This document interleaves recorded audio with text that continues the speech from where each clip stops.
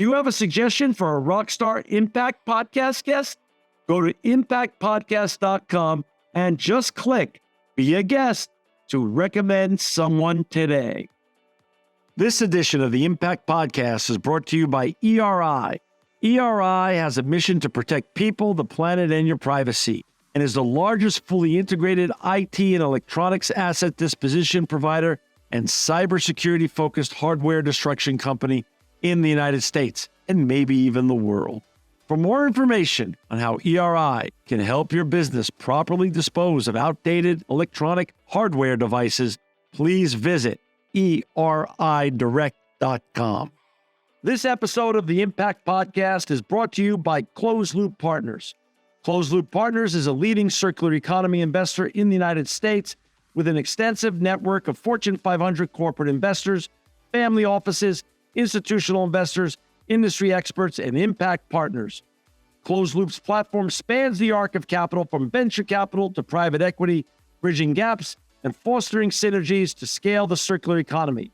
To find Closed Loop Partners, please go to www.closedlooppartners.com.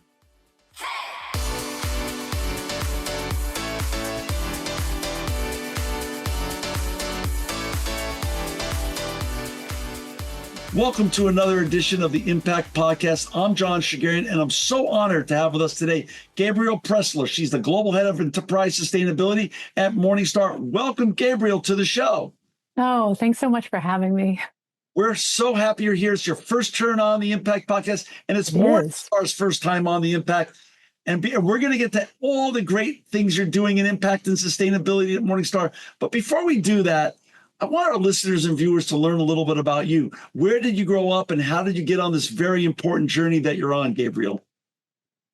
Oh, thanks for the question. I always love hearing how other people got where they are. So I'll take a stab at my story. I come to sustainability as a function both of kind of background and where I was born, and then a couple of super lucky breaks during a period in which kind of the financial services sector was changing really fast. So I grew up between Michigan and Vermont, and those places in the 70s and 80s couldn't have been more different, right? Like Vermont was super rural, and the policy environment was very protective when it came to companies. And what that meant from an environmental perspective was that it was a pretty unsullied place to be as a child. But it was also hyper localized when it came to its economies. And so it was very vulnerable to inconsistent industry. So for example, something like tourism, which is just really, really economically sensitive. And then on the other hand, I spent a lot of time in Michigan, in southwestern Michigan, in Kalamazoo. And that, Michigan in the 70s and 80s really kind of demonstrated what large international companies could do to economies, right? So on the one hand, that part of the state was just roiled by the ill effects of kind of tech and big paper mills. And you saw that in, concerns about PCBs in kind of the fish populations. And the realities of the auto industry had laid waste to kind of the fortunes of towns like Flint, right, which became a movie. And at the same time, there were these emerging global players, particularly in healthcare in southwestern Michigan, companies like Stryker, right. Which were really investing in their communities and which continue to invest in their communities. So I lived in this town that demonstrated, I think in a very effective way, and continues to demonstrate the way that companies can provide jobs and prosperity and influence the environment in which they operate, or they cannot. And when the opposite happens, I think, it's not because companies are necessarily like rapacious actors, but because they're very maximalist in the short term, and leaders haven't thought it through, and they don't have necessarily the expertise or the incentives across a very long time horizon. And as the data changes and as education develops, right, you see really substantial companies make very big strides in these areas and stand up really sort of profoundly important efforts to unwind adverse impacts. So that's the first thing I'd say. I was really lucky to see those two forces at work. I also cut my teeth when it came to investment research at Morningstar during a really particular time, right? I was covering mutual funds as a research analyst. And part of that experience was the privilege to talk to just legendary investors. And those were investors like on the passive side, Gus Sauter at Vanguard, John Carlson at Fidelity, who kind of wrote the book on emerging markets research from my perspective. And really get to know the kinds of questions they were asking. And one area of development for our team at that time was really thinking about how to assess SRI. You'll remember that, right? Socially responsible investing and socially responsible funds from the likes of big SRI shops like Amy Domini's Domini Fund or the Calvert Funds. And I think what the team decided very early on was that no matter the strategy, right, the funds really needed to be assessed on their outcomes for investors. So that meant that, you know, if a Calvert or a Domini was investing in very large U.S. companies and screening for, say, arms, right, or weapons, those strategies still needed to stand up to the kinds of options that that investors might have in a regular large value fund. And we're going to talk about what all that means and why Morningstar was correctly positioned to have those conversations. The last thing I'll say is that after I left Morningstar and I'm a boomerang to the firm, and I'll talk a little bit about why I came back. Yeah. I went to the University of Chicago, and I did a policy degree and an MBA, which really set me up to understand kind of fixed income markets, kind of where policy and finance meet. Sure. And I was really lucky to go to Neuberger Berman, which was a bottom-up, mostly equity shop, during the time that the firm was under this chief investment officer, Jack Rivkin, legendary investor, so curious. Right. And he was really preoccupied right after the first couple of like high-profile climate discussions at the UN, which then became COP. He was very interested in the potential of thematic investing and climate investing. So Neuberger was one of the early shops to launch a climate change fund and a mutual fund wrapper. And I got to have a seat on that portfolio, supporting the portfolio manager and the outreach efforts around that. So really early to climate investing when the data was not that good, and when we were very dependent on like very fundamental bottom-up looks at that. So a lot of luck and some kind of background early access to what companies can do and what they don't do in the communities and environments in which they operate. You've also managed to put yourself in the room with some very iconic, inspirational leaders to learn from. And that is, that's part luck, but that's also part grit and part hard work. So, good for you to have the opportunity to be exposed to those kind of icons and inspirations along the way. That makes for the beginning of some kind of great career. Well, and I think as you and I were talking about before we, just when we jumped on, I do think that timing is everything, right? We tell the narrative of our lives, like looking back. And I think I will say I was primarily lucky. I think Morningstar's commitment to transparency, we're going to talk about that, and the research organization that they stood up here really provoked a lot of trust from asset managers early on, and the relationships and like the scrutiny of the research team meant that some legendary investors were willing to talk to the big time analysts here.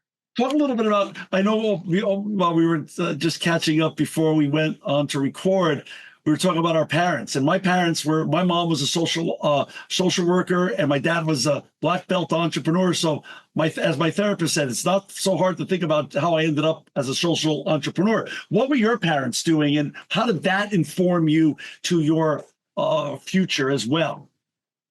Oh, I mean, it's really interesting. I had parents who were sort of fascinating insofar as that they were on opposite sides of an emerging kind of debate at the time about what politics should look like, but they were hyper aligned on how organizations should show up in their communities and in their environments. My mom was like an kind of an old school lefty climate activist, very early, head of the League of Women Voters. I'll say she's in her 80s. We don't have a dryer at my house. We have never had a dryer because she thinks it's wasteful to use energy to do what the air will do naturally. She is 80. She does not have a dryer. And, right? she's still rocking it in her 80s. Incredible. Yeah, incredible.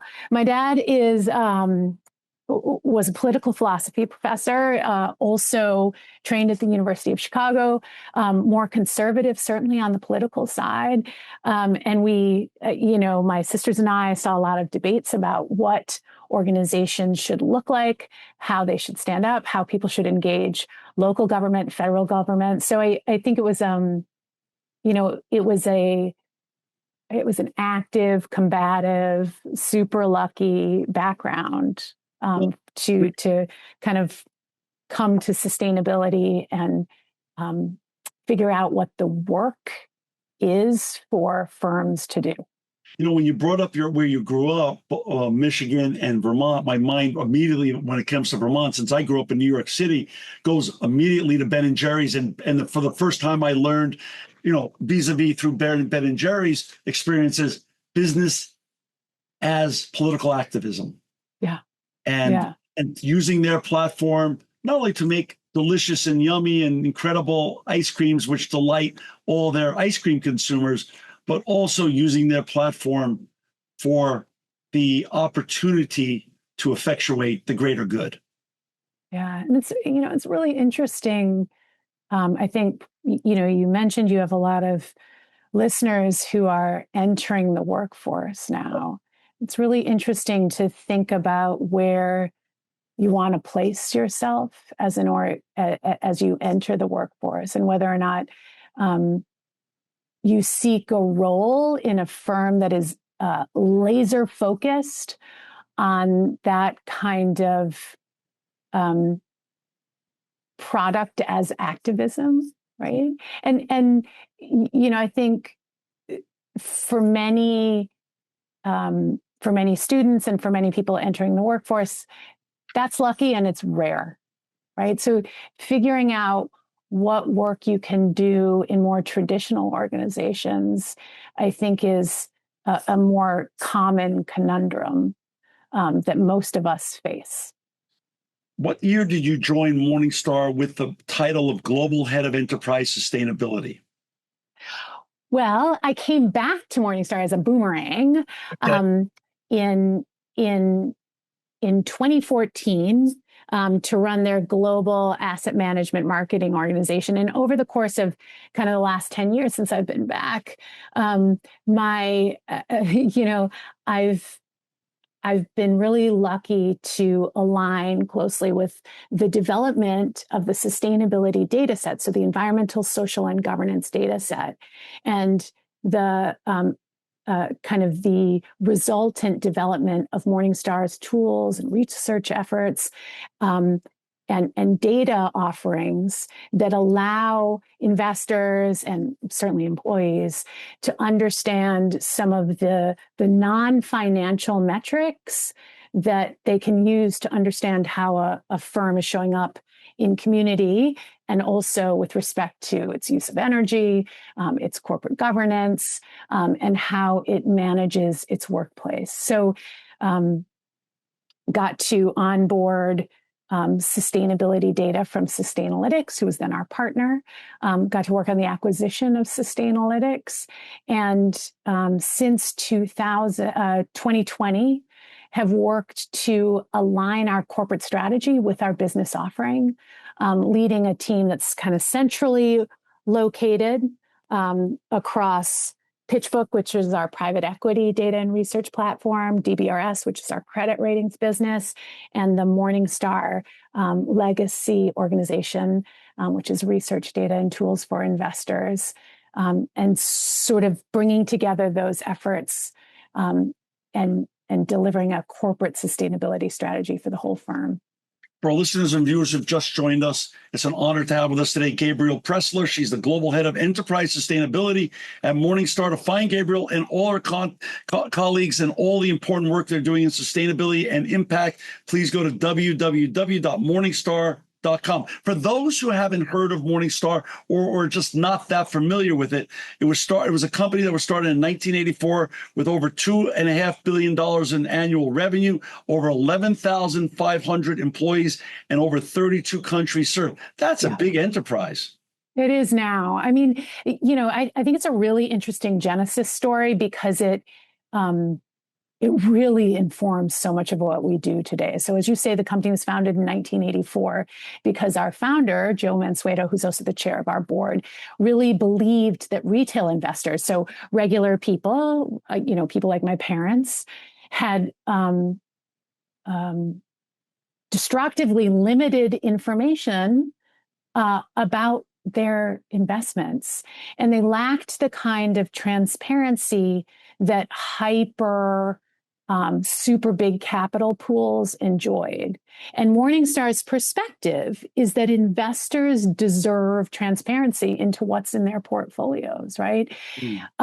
So our work, starting in 1984, was to transform data into super easy to understand language and visuals so that investors who are saving for retirement or saving to send their kids to college, saving for a house, had the same kind of information that asset managers and advisors and asset owners, so institutional capital, enjoyed.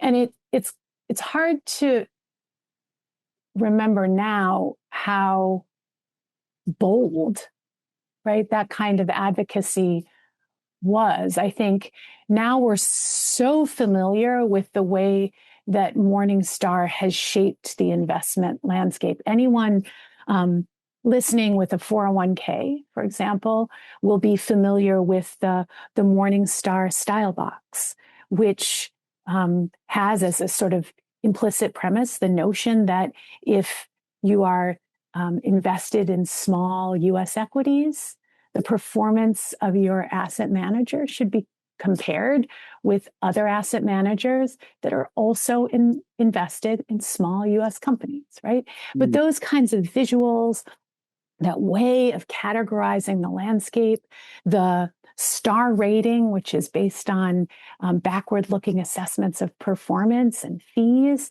that was new to the landscape. Now we wouldn't make an investment decision without that data.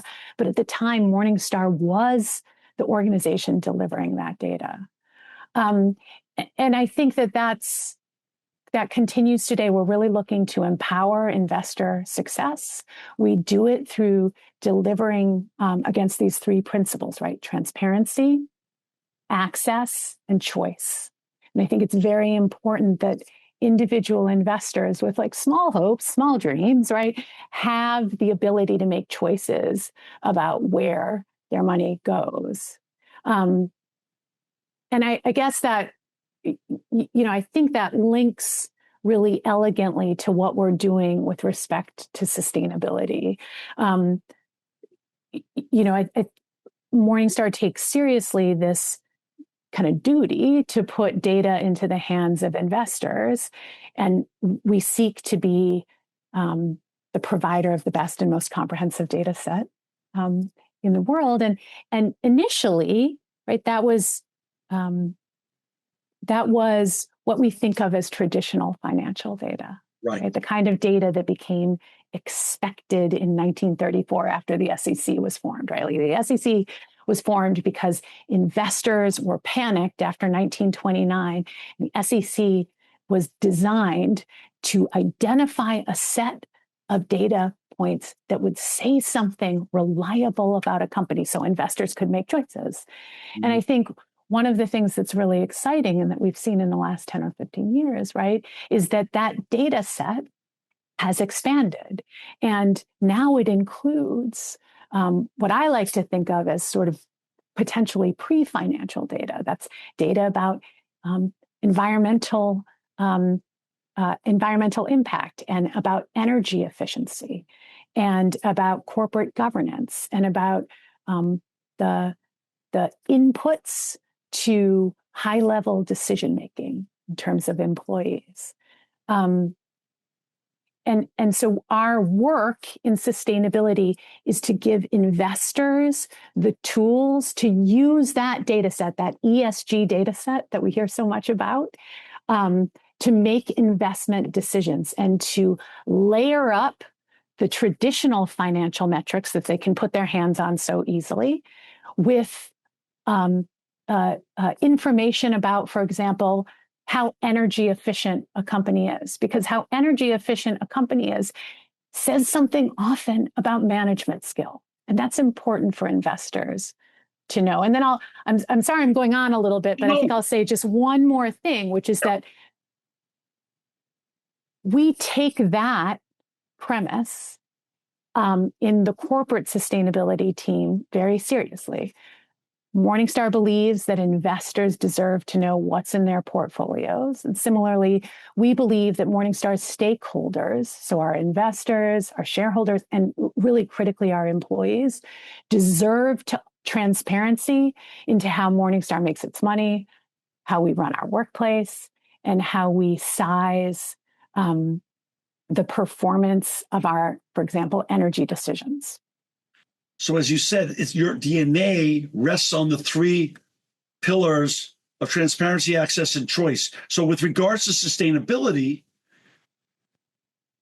given that was a very new trend post the founding of the company, you've taken what was historically, let me say this the right way, an underreported or opaque side of a business and brought radical transparency to the investors across the world so they can have access to that information on leadership sustainability practices, which then gives them more optionality and more choice in who they invest in and why they invest in them. I think that's true. And I think one of the things that we seek to do in disclosure is always to identify through, I know this podcast has discussed materiality a lot. Right. Is to identify through a very transparent materiality assessment, which we discuss at length in our reporting efforts and also in our own research, what's actually relevant for this firm. Because I don't think, I think one of the big shifts in corporate sustainability in some ways is that I think officers understand that blasting investors with irrelevant data points is not the end game, right? What we want to do is find the smallest, best, most informative and decision useful data set that we can to help investors understand the firm. And investors here, it is true, right, that we have shareholders who need that information from us. But it is stakeholders for corporate sustainability. So it's also our employees who need to make decisions about where they're going to, spend their careers. It's our partners, it's clients who have very substantial climate goals in front of them or workplace strategies and who want to do business with reliable sort of risk-controlled partners.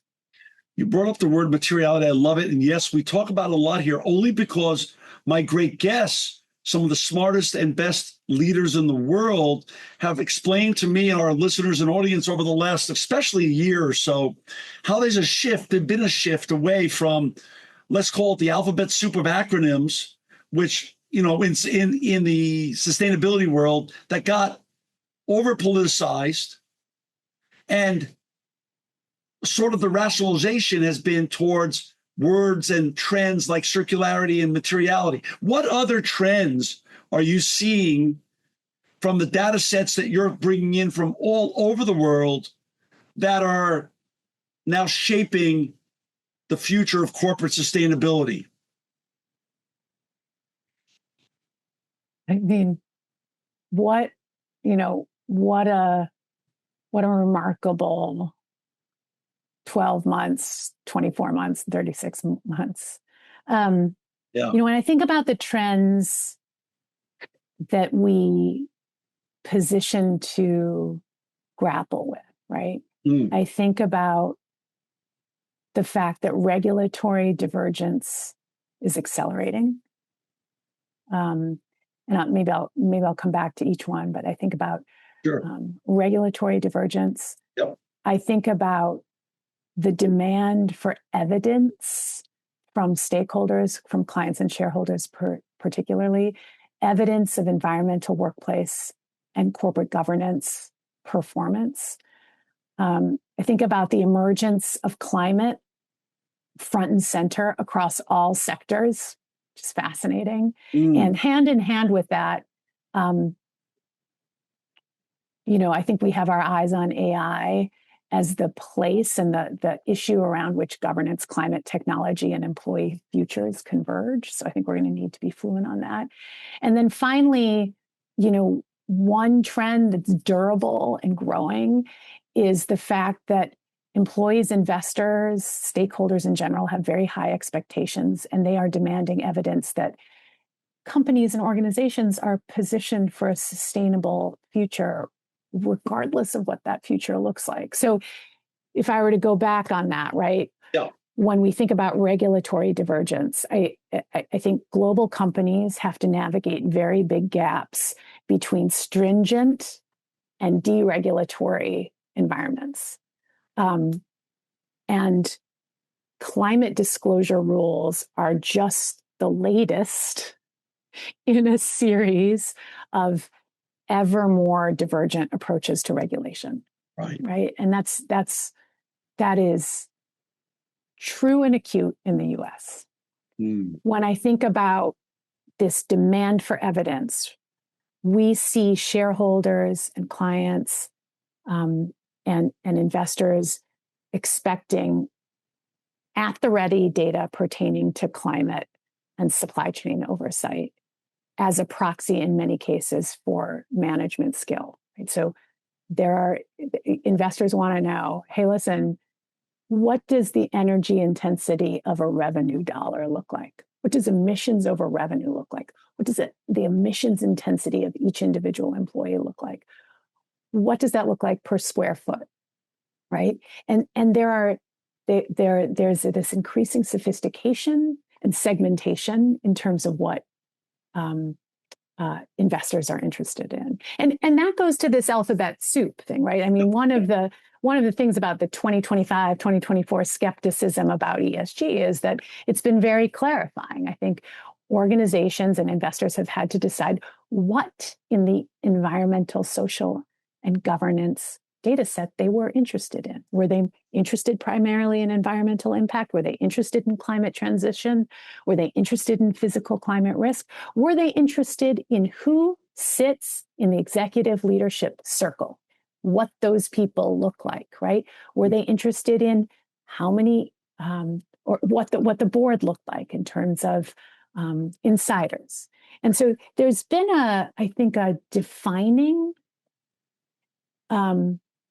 that has addressed some of this concern about ESG being an alphabet soup. I think the outside skepticism has forced a defining. And I think that is good, because those are very different categories.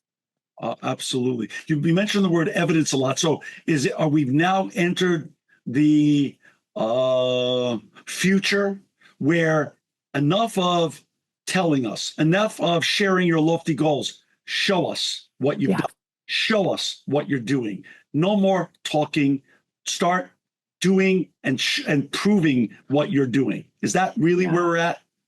I think so. I mean, I think what we're finding is that, and you see it in kind of disclosure patterns, right? There's one of the things that I thought was really noticeable about this last year was that as regulatory pressure decreased, disclosure did not taper off. Right? Disclosure became, in some cases, I think I would say more concise. Firms continued to disclose information on their climate transition plans. They continued to disclose information on employee turnover, right? Hard data that investors can use to make, to test their hypothesis about a firm's employee engagement metrics, about its efficiency. So I think that there is an increasing level of sophistication from investors. There's an increasing level of sophistication from shareholders. And that has been supported by, I think, an increasing level of sophistication in corporate strategist workflows. That's so interesting. How are the roles of chief sustainability officers changing because there's more information available? There's great AI out there that's able to help sift through the information. And of course, there's Morningstar, which is creating data sets that are making chief sustainability officers, chief impact officers, and the likes more informed than ever before. I think that's so interesting. I mean, so certainly I think that one of the, you know, if you think of the chief sustainability officer as this sort of central engine of sustainability in a firm, a lot of the work got extraordinarily technical in the last several years, right? For example, the ability to go toe-to-toe with equity analysts and speak about extending our notions of what's material to the firm, not in the next 24 reporting months, but 3 and 5 years down the road, right? Because the goals are 3 and 5 years down the road. It takes some level of fluency in the financial statements, standing up measurement systems and really understanding how organizations work with software platforms and with what that integration process looks like. It's pretty technical. I think the roles also rewarded the ability to work with finance, right? Because it was very important to treat data with some level of reverence and to mimic the care with which finance organizations treat the reporting season and their relationship with oversight and regulatory bodies. So data hygiene became very important. I think automation and the ability to stand up to audit became very, very, and by the ability to stand up to audit, I mean audit ready, not fighting with audit, rather audit ready processes. I will say one of the things that I think is really interesting now is that the work has stretched, I think, a lot of corporate sustainability officers on the communication and legal fronts, especially in the US, right? I think it's absolutely, I think corporate sustainability officers right now talk about how critical it is to have a deep level of trust with your communications partner. Certainly, I think I've been very lucky in that space, and I am daily impressed by the leadership of our communications team, and the skill with which they are able to speak to a whole range of stakeholders external to the firm. And then I think it rewards a very deep and trustful relationship with your legal team right now. And there again, we've been incredibly lucky to kind of forge specific relationships with all different functions of the legal team in the organization. So I think that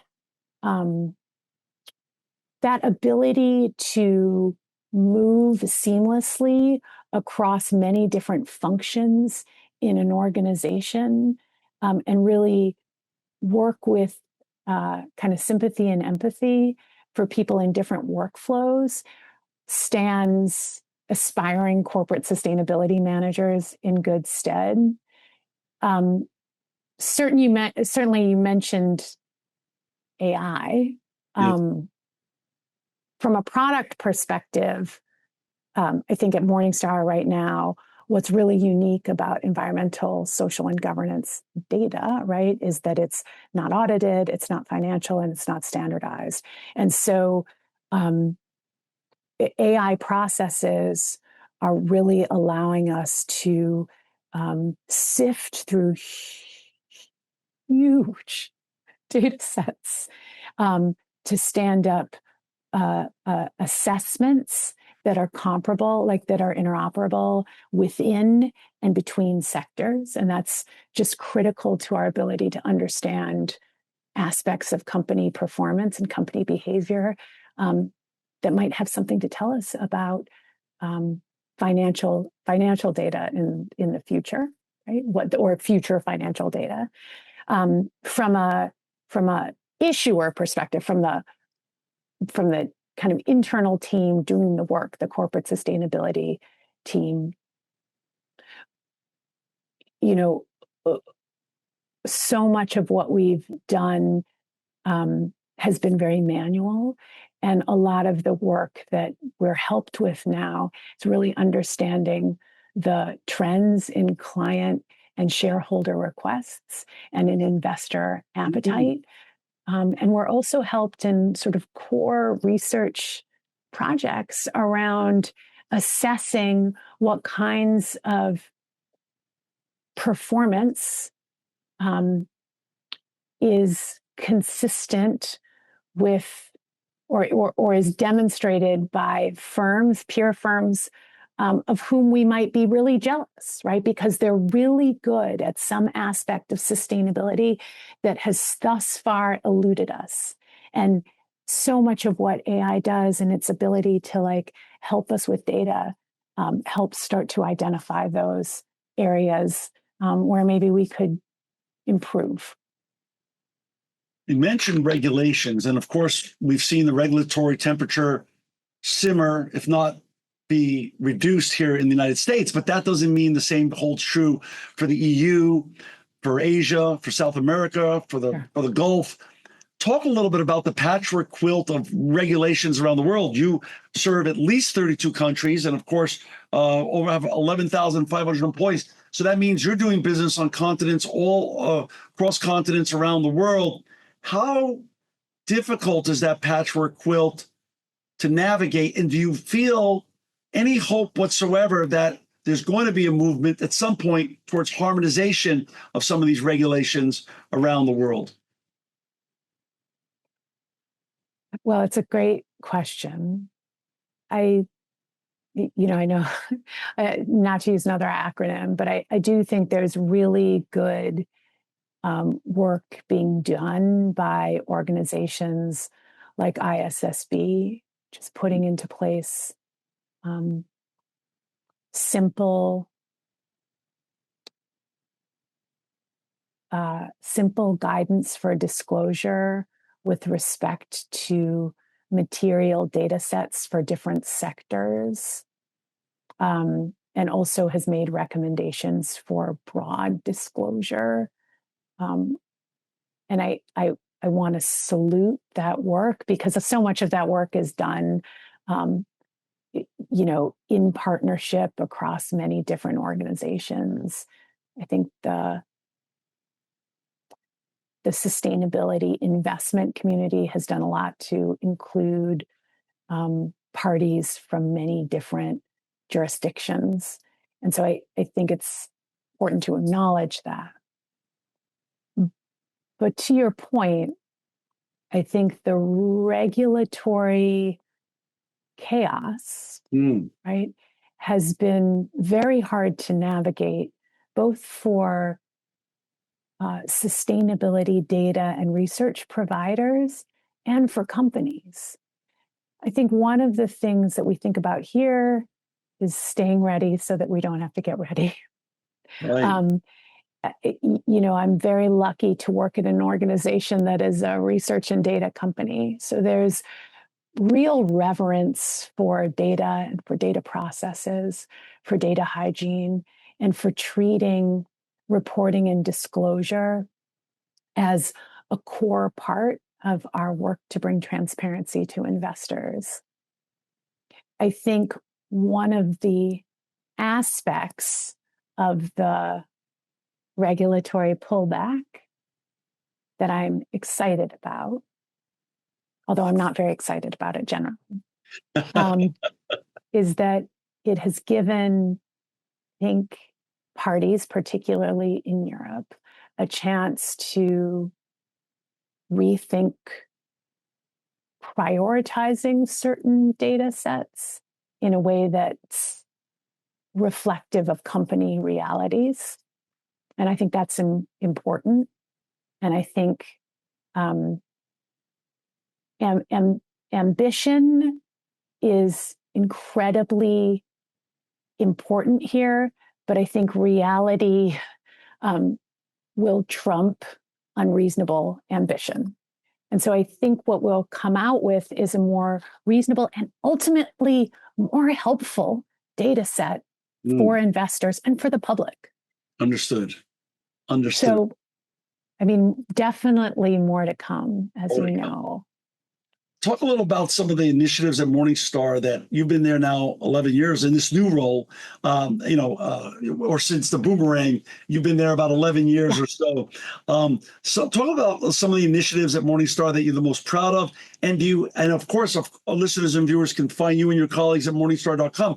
But are there any links to papers or other accomplishments that we can put in the show notes that can best highlight all the amazing and initiatives that you're so proud of, that all of you as colleagues together have accomplished at Morningstar? For sure. I'll talk a little bit about corporate sustainability efforts that I'm really proud of, and then I want to talk kind of more generally about Morningstar. Absolutely. And why I think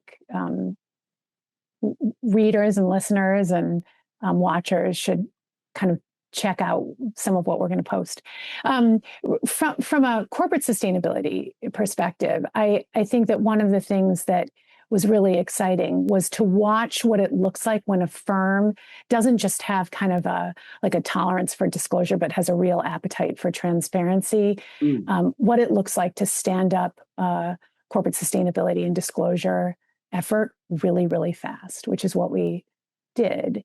And I think that work has drawn together colleagues from across the organization very, very swiftly, because we have in Sustainalytics, which is our sort of sustainability research and data group, a team of deep subject matter experts who really put a shoulder against this effort and helped us understand how to size up, physical climate risk in certain areas, our transition risk.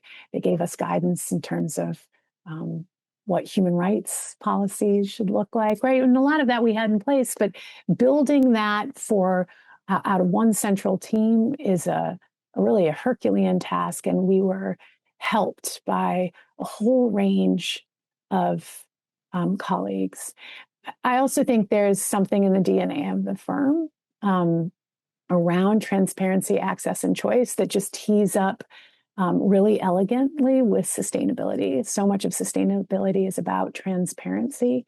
And so we enjoyed that deep alignment between the firm's values and what corporate sustainability is trying to do within organizations. So that's one thing. Sure. I think another thing I'll note, Morningstar has expanded remarkably since the first time I came. We have a huge private equity data and research business. We have a credit ratings business. We have our enterprise data and research efforts. We have an indexes business, and the animating principles continue to inform the way those businesses communicate with investors. So the firm's really consistent about how we speak to investors, making sure that our research is accessible and understandable for the kinds of people who have been, I think, historically underserved, and the kinds of interests that have been underserved in financial services generally. So I'm very proud of that. When I look ahead, I think one of the things I'm most excited for, right, is some work that we haven't yet done, but that I think our youngest, and in many cases junior, but certainly not unsophisticated and certainly incredibly able, the work that they will do. I think one of the things that's really exciting about this time is that data fluency, technology, like technical proficiency, catapult young people into roles of great responsibility very, very quickly. And one of the things that I think is fascinating to watch is the work that our younger colleagues are doing to bring the best new subject matter expertise from like the academy, from their outside training into Morningstar to build tools and efforts that really help investors. And so I think that kind of boldness and that fluency across a whole range of subject matter, like subject areas, is tremendous. So I'm very excited about the future, especially for my team here, because they're extraordinarily fluent across almost everything the firm does. They have to be, because they're running corporate sustainability from a central location. Right. We have a large group of young listeners, high school, college, post-grad, pre-grad students in college that are looking to follow your career and your footsteps, Gabriel, in terms of you get to make a living and pay your bills, but you also get to make a huge impact on this planet with your colleagues.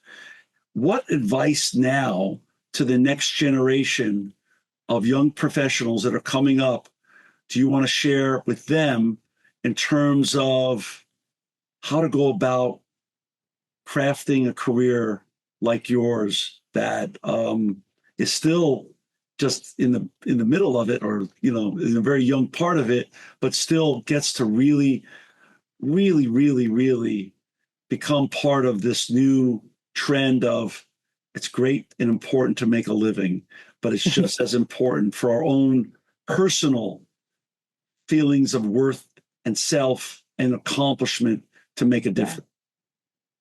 Such a good question. I also have a really aggressive filter on this, so I'm hardly young. I think one thing to know, like walking into looking at a landscape of companies, is that not every firm can be equally public, right? This is something that Allison Taylor, who's a professor at NYU, has reminded me and kind of the industry of many times. But not every firm can be equally public in every context right now in this environment. But every firm can choose tactics that reduce risk and strengthen the conditions for investment. And I think in a very confusing policy environment, it's important to be clear-eyed about the expectations you have of the firm to which you are linking your income and your livelihood, right? And so you want to look for firms and you want to look for companies that have done the work to figure out what is theirs to do. And that means that no matter where you go, you need to believe that the leaders there have a really good understanding of what's material to the business and where they can move the needle and where they can't, right? And so I think doing the homework, I mean, I know that sounds so basic, but I also think it's really important to do the homework on reading the financial statements, understanding what the leaders are looking for, understanding what the corporate sustainability commitments of a firm are, what the climate plan is. Those are the kinds of questions that investors and shareholders are asking publicly traded firms. So those firms have to have a plan, and you as an employee should know what that plan is. So that's one thing. Right? Well, I just want to pause there. So again, sustainability really, in the terms that you're laying out, equal materiality, equal resilience. And it's now table stakes for any company to do it right, because it's a great recruiting tool and a great retention tool for this next young generation of professionals. I think that's true. I think it shows a commitment of leaders to the long-term results of a company. Right? And I think that's incredibly important right now. Got it. That's the one thing I'd say. The other thing I'd say is that there is sustainability work around transparency, measurement, metrics, data, to do in places other than a corporate sustainability team, right? There are ways that the best training I got was as an equity research analyst and a mutual fund analyst, poring over data and really understanding what made organizations go. And I think that's true for people entering the workforce generally. I love it. Gabriel, for our listeners and viewers to find you and your colleagues and all the very important, impactful work that you're doing in sustainability, our listeners and viewers can go to www.morningstar.com. Gabriel, thank you for your more than an hour, the generosity that you took out of your day and your time to spend more than an hour with us today. I'm very grateful for. But more importantly, I'm really grateful for your career and all the work that you and your colleagues are now doing at Morningstar to make the world a better place. Oh, thank you so much for having me. This edition of the Impact Podcast is brought to you by Engage. Engage is a digital booking platform revolutionizing the talent booking industry. With thousands of athletes, celebrities, entrepreneurs, and business leaders, Engage is the go-to spot for booking talent, for speeches, custom experiences, live streams, and much more. For more information on Engage or to book talent today, visit letsengage.com. This edition of the Impact Podcast is brought to you by ERI. ERI has a mission to protect people, the planet, and your privacy, and is the largest fully integrated IT and electronics asset disposition provider and cybersecurity-focused hardware destruction company in the United States, and maybe even the world. For more information on how ERI can help your business properly dispose of outdated electronic hardware devices, please visit eridirect.com.